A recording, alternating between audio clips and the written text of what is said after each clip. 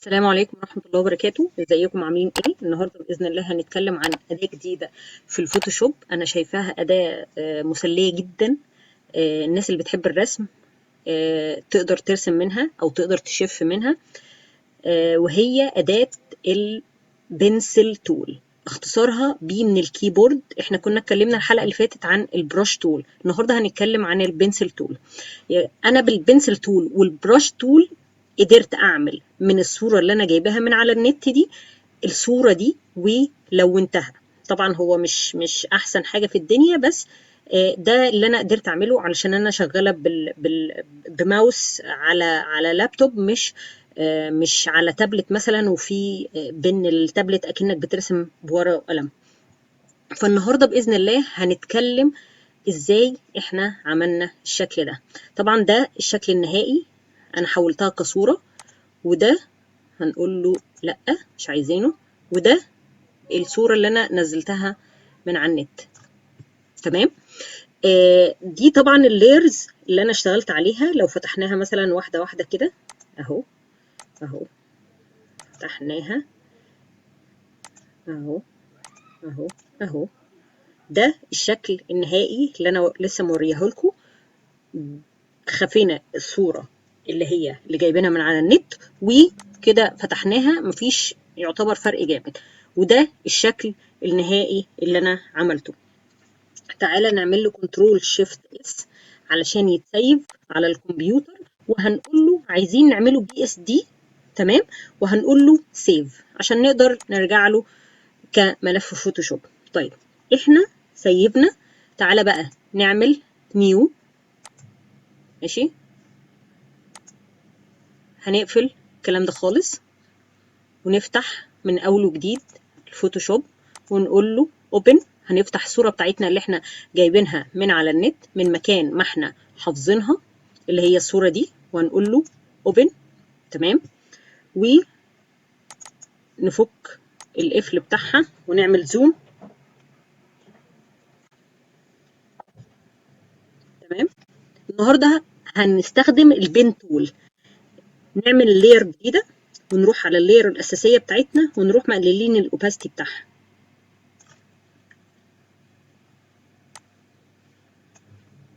أكننا بنشف.